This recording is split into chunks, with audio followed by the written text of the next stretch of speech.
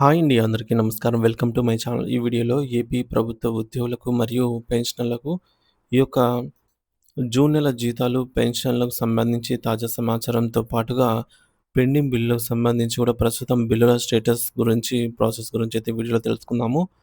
So, video అయితే ఎక్కడే కానీ స్కిప్ చేయకుండా ఎండ్ వరకు చూసేయండి. అప్పుడు ఇన్ఫర్మేషన్ పూర్తిగా అర్థమవుతుంది. అలాగే వీడియో చూస్తున్న ప్రతి ఒక్కరు వీడియోకి లైక్ చేయండి ఫ్రెండ్స్. ఈ వీడియోని తోటి ఉద్యోగ, పెన్షనర్ మిత్రులతో అయితే షేర్ చేయండి. కొత్తగా మన ఛానల్ చూస్తున్న వారు ఇంకా ఎవరైనా సబ్స్క్రైబ్ చేసుకోకపోతే వెంటనే మన ఛానల్ అయితే సబ్స్క్రైబ్ చేసుకోండి. సబ్స్క్రైబ్ చేసుకోవడం వల్ల నేను చేసే ప్రతి ఒక్క వీడియో మీ వరకు రీచ్ అవుతుంది. సో, ఇక ఆలస్యం చేయకుండా వివరాల్లోకైతే వెళ్ళిపోదాము.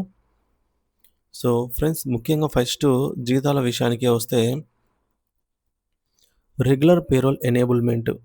ఈ జూన్ నెలకు సంబంధించి రెగ్యులర్ జీతాల బిల్లులు ప్రాసెస్ చేయడానికి సీఎఫ్ఎంఎస్ పోర్టల్‌లో ఈ నెల 16వ తేదీ నుంచి 25వ తేదీ వరకు కూడా ఆప్షన్ ఎనేబుల్ ఉంటుంది. సో, ఎవరైతే డీడీఓలు సంబంధిత డీడీఓలు వారి పరిధిలోని ఉద్యోగుల, పెన్షనర్ల బిల్స్ సబ్మిట్ చేయడానికి వీలుంటుందన్నమాట.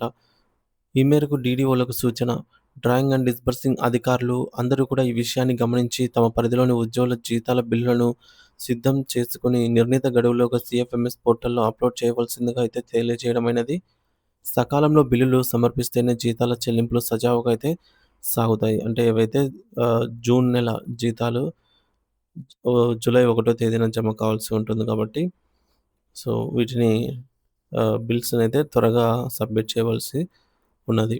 ఇకపోతే ప్రభుత్వ పెండింగ్ బిల్లుల విషయానికి వచ్చినట్లయితే మనకు ముఖ్యంగా ఫైనాన్షియల్ డిపార్ట్‌మెంట్స్ నుంచి ఒక అప్డేట్ అనమాట. కీలక అప్డేటు. ఏంటంటే financial management schedule for the presentation of bills under various programs and schemes to treasuries and PAO office in the state instructions issued అని చెప్పేసి ఒక జిఓ జారీ చేయడం జరిగింది. అదే జిఓ ఎంఎస్ నంబర్ 1521.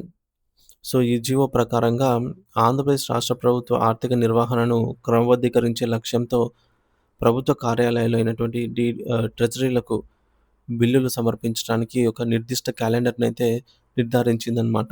మరి ఈ యొక్క నూతన విధానం ప్రకారంగా వివిధ రకాల బిల్లులను నెలలో వేరు తేదీలలో మాత్రమే సమర్పించాల్సి ఉంటుంది. సో, దీని ప్రకారంగా మనకు ఈ విధంగా క్రింద ఇవ్వబడ్డ విధంగా అయితే బిల్స్ పెట్టాల్సి ఉంటుంది. మొదటి ప్రాధాన్యత బిల్స్ అంటే నెలలో ఎప్పుడైనా సరే ఈ బిల్లులు పెట్టుకోవచ్చనమాట. వీటికి ఈ టైం నుంచి ఈ టైం అని ఎటువంటి నిబంధన లేదు.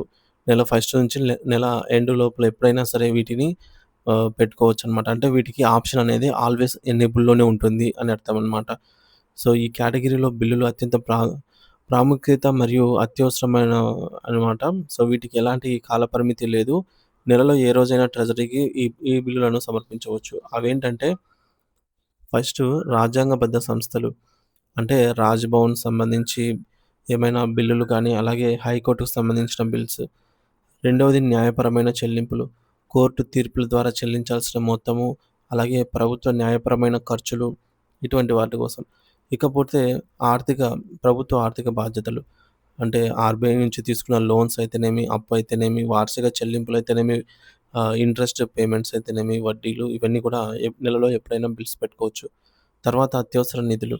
ఎన్నికల నిర్వహణ ఖర్చుల కోసమైతేనేమి, ప్రభుత్వ పరీక్షల ఖర్చుల కోసమైతేనేమి, ప్రోటోకాల్ ఖర్చుల కోసం బిల్స్ ఎప్పుడైనా పెట్టవచ్చు. అలాగే ఆపత్కాల చెల్లింపులు.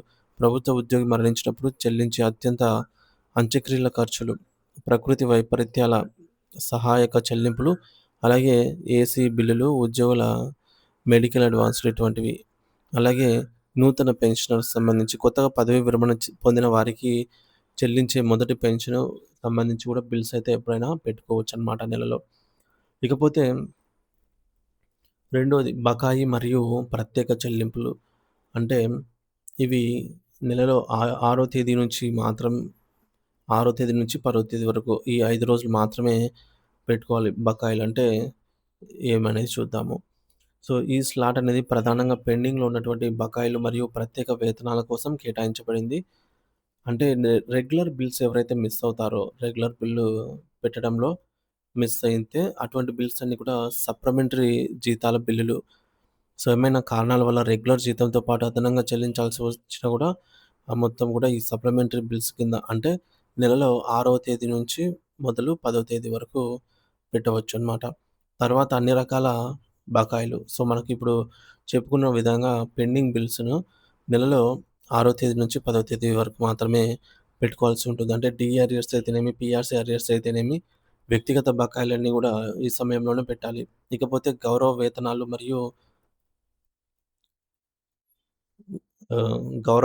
మరియు వేతనాలు. సో, ప్రత్యేక సేవలకు అందించే గౌరవ వేతనాలు, దినసరి వేతనాలు ఇవి గూడా 6వ తేదీ నుంచి 10వ తేదీలో మాత్రమే సమర్పించాలి. తర్వాత సంక్షేమ పథకాలు అన్ని సంక్షేమ శాఖల ద్వారా అందించే స్కాలర్‌షిప్పులు, అలాగే స్టే ఫండ్స్ మరియు పీడీ అకౌంట్స్ ద్వారా చెల్లించేటటువంటి జీతాలు ఇవి గూడా నెలలో కేవలం 6వ తేదీ నుంచి 10వ తేదీ మధ్యలోనే పెట్టుకోవాల్సి ఉంటుంది. ఇకపోతే తదుపరి మనకు మూడవది ఉద్యోగుల వ్యక్తిగత క్లెయిమ్స్ నెలలో 11వ తేదీ నుంచి 15వ తేదీ మధ్యలోనే ఈ బిల్స్ అయితే అప్‌లోడ్ చేయవలసి ఉంటుంది. అంటే ఆప్షన్ అనేది అప్పుడే ఎనేబుల్ ఉంటుందనమాట. సో, ఈ స్లాట్ పూర్తిగా ఉద్యోగుల వ్యక్తిగత పొదుపు, రుణాలు మరియు ఇతర బడ్జెట్‌కు సంబంధించిన బిల్లుల కోసం నిర్దేశించబడింది. సో, బడ్జెట్ సంబంధిత బిల్లులు తర్వాత. సో, జీతాలు కాకుండా ఇతర బడ్జెట్ కేటాయింపులకు సంబంధించిన బిల్స్ కూడా నెలలో 11వ తేదీ నుంచి 15వ తేదీ వరకు పెట్టుకోవచ్చు. అలాగే ఉద్యోగుల పొదుపు మరియు రుణాలు, general provident fund GPF claims అయితేనేమి, ఉద్యోగులు తీసుకునేటటువంటి రుణాలు, లోన్స్ మరియు అడ్వాన్స్‌లు ఇవి చెల్లించాలి అంటే ఈ టైంలోనే వీటికి సంబంధించి బిల్స్ అయితే పెట్టుకోవాల్సి ఉంటుందన్నమాట. ఇకపోతే ఇతర పీడీ అకౌంట్స్ చెల్లింపులు. సో, జీతాలు మినహా పర్సనల్ డిపాజిట్ పీడీ అకౌంట్స్ నుంచి చేసేటటువంటి ఇతర చెల్లింపులు ఇవి గూడా మనకి నెలలో 11వ తేదీ నుంచి 15వ తేదీ వరకు బిల్లులు పెట్టుకోవచ్చు. తర్వాత నాలుగవది జీతాలు మరియు పెన్షన్లు, ఇతర రెగ్యులర్ చెల్లింపులు నెలలో 16వ తేదీ నుంచి 25వ తేదీ వరకు వీటినైతే పెట్టవచ్చనమాట. ఇది అత్యంత కీలకమైన మరియు పెద్ద కేటగిరీ. ఎందుకంటే స్టేట్ బడ్జెట్ మొత్తం ఇక్కడే ఉంటుంది. అంటే ఎవ్రీ మంతు జీతాలు చెల్లించాలి గదా! కొన్ని వేల కోట్ల రూపాయలు ఎవ్రీ మంత్ ఇక్కడనే ట్రాన్సాక్షన్స్ అయితే జరుగుతూ ఉంటాయన్నమాట. అందుకే దీన్ని పెద్ద కేటగిరీగా అయితే పరిగణిస్తారు. రాష్ట్రంలోని లక్షలాది మంది ఉద్యోగులు, పెన్షనర్స్ మరియు లబ్ధిదారులకు సంబంధించి బిల్లులన్నీ గూడా ఈ సమయంలోనే ప్రాసెస్ అయితే చేయబడతాయి. ఇకపోతే రెగ్యులర్ పెన్షన్ మరియు జీతాలు. ఉద్యోగుల యొక్క నెలవారీ జీతాలు, పదవీ విరమణ పొందిన వారికి సంబంధించి పెన్షన్స్ ఇవన్నీ కూడా మనకు నెలలో 16వ తేదీ నుంచి 20వ తేదీ వరకు పెట్టుకోవచ్చనమాట. సో, 26వ తేదీ వరకు పెట్టవచ్చు. సో, ఉద్యోగుల పథకాలు. ఉద్యోగులకు సంబంధించి జీఐఎస్ అమౌంట్ అయితేనేమి, అలాగే సంక్షేమ నిధి, కుటుంబ సంక్షేమ నిధి సంబంధించి బిల్లులు, అలాగే సిబ్బంది చెల్లింపులు, వర్క్ చార్జ్డ్ ఎస్టాబ్లిష్మెంట్ సిబ్బంది, అలాగే వృత్తి నిపుణులు, ఇతర కాంట్రాక్ట్ ఉద్యోగుల వేతనాలు గూడా ఈ టైంలోనే బిల్స్ అయితే పెట్టుకునే దానికి ఆప్షన్ ఎనేబుల్ ఉంటుంది. తర్వాత గౌరవ వేతనాలు, హోమ్ గార్డ్స్, అంగన్వాడీ కార్యకర్తలు, వీఆర్ఏల గౌరవ వేతనాలు, అలాగే సంక్షేమ చెల్లింపుల కిందికొస్తే సామాజిక భద్రత పెన్షన్స్ అంటే వృద్ధాప్య, వితంతు, వికలాంగ పెన్షన్స్, అలాగే బియ్యం, రేషన్, అలాగే విద్యుత్ వంటి సబ్సిడీస్ ఈ టైంలో ఆ బిల్స్‌ని గూడా పెట్టుకోవాల్సి ఉంటుంది. ఇతర బిల్లులు పైన పేర్కొన్న కేటగిరీలో రాని మిగిలిన అన్ని బిల్లులు కూడా ఈ యొక్క 16-26 తేదీలో పెట్టుకోవాల్సి ఉంటుందన్నమాట. అందుకే దీన్ని పెద్ద కేటగిరీ అనైతే అనడం జరిగింది. ఇక అన్ని స్థాయిల అధికారులకు జారీ చేసిన ముఖ్యమైన సూచనలేంటంటే, పౌర సేవల చార్టర్, సిటిజన్ చార్టర్స్ ఈ కొత్త షెడ్యూల్ ప్రకారం సిటిజన్ చార్టర్ అనేది సవరించబడింది. ఒకవేళ సెలవు దినం వస్తే ఏదైనా బిల్లులు సమర్పించాల్సిన చివరి రోజు సెలవు దినం అయితే ఆ తర్వాత వచ్చే పని దినాన గూడా సమర్పించవచ్చు. అలాగే డీడీఓల బాధ్యత. సంబంధిత డయింగ్ అండ్ డిస్బర్సింగ్ అధికారులు ఈ యొక్క షెడ్యూల్‌ను ఖచ్చితంగా పాటించాలి. ట్రెజరీ అధికారుల బాధ్యత.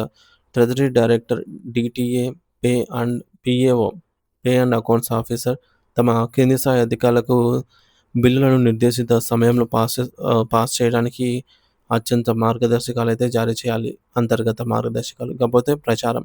ఈ షెడ్యూల్ వివరాలను అన్ని ప్రభుత్వ కార్యాలయాలైనటువంటి కలెక్టరేట్, తహసీల్దారు, అలాగే మండల అభివృద్ధి కార్యాలయాల్లో నోటీస్ బోర్డుల పైన ప్రదర్శించాలి.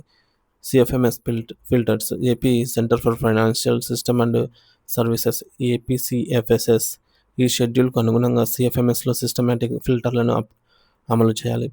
ఏడోది అత్యంత కీలకమైన షరతులు. ఈ షెడ్యూల్ ప్రకారంగా చెల్లింపులు జరగడం అనేది రాష్ట్ర ఆర్థిక వనరుల లభ్యతకు లోబడి ఉంటుంది. అంటే ప్రభుత్వ ఖజానాలో నిధులు అందుబాటులో ఉంటేనే చెల్లింపులు జరుగుతాయి. ఖచ్చితమైన అమలు. సంబంధిత అధికారులందరూ కూడా ఈ షెడ్యూల్‌ను ఖచ్చితంగా పాటించాలని ప్రభుత్వం ఆదేశించింది. ఇక ఆంధ్రప్రదేశ్ రాష్ట్రంలోని పెన్షనర్స్ తరచుగా ఎదురయ్యే ఆహ్, కొన్ని స సందేహాల గురించి మనమైతే ఇప్పుడు చూద్దాము. వాటిని నివృత్తి చేసే ప్రయత్నం చేద్దామండి.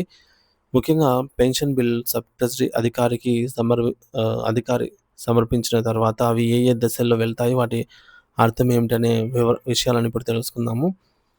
సో, ముఖ్యంగా గ్రీన్ ఛానల్ మనకు బిల్ స్టేటస్ వచ్చేసి సాలరీ బిల్ అయినా గూడా, పెండింగ్ బిల్ అయినా గూడా మనకి బిల్ స్టేటస్ గ్రీన్ ఛానల్ లేదా వెయిటింగ్ ఫర్ ఫండ్ క్లియరెన్స్ స్టేజ్‌లో ఉంది అని అంటాము. సో, తర్వాత ఈక్యుబర్ స్టేజ్ అంటాము. తర్వాత బ్యాచ్ నంబర్ అలాట్‌మెంట్ ఇటువంటి పదాలు అర్థం కావటం లేదు అని అయితే పెన్షనర్స్ కొందరు అడుగుతూ ఉన్నారు. సో, వాటి గురించి వివరంగా తెలుసుకుందాము. పెన్షన్ బిల్లు ప్రాసెస్ ఎలా జరుగుతుంది మొదటగా తెలుసుకోవాలి.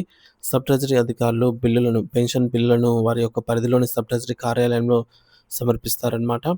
అయితే ఆ తర్వాత బిల్లులు కొన్ని దశల ద్వారా వెళ్తాయి. వాటిని ఫస్టు బిల్లు సమర్పణ మరియు ఆమోదము. అంటే సబ్ ట్రెజరీ కార్యాలయంలో బిల్లులను సమర్పించిన తర్వాత అధికారులు దాన్ని పరిశీలిస్తారు. బిల్లులో ఎలాంటి తప్పులు లేకపోతే ఆమోదిస్తారు. ఒకవేళ ఏమైనా తప్పులు ఉంటే దాన్ని తిరస్కరిస్తారు లేదా ఇన్ ప్రోగ్రెస్ అని అయితే చూపిస్తారు. అంటే బిల్లు ఇంకా పరిశీలనలోనే ఉంది అని అర్థము. రెండవది గ్రీన్ ఛానల్ లేదా waiting for fund clearance stage.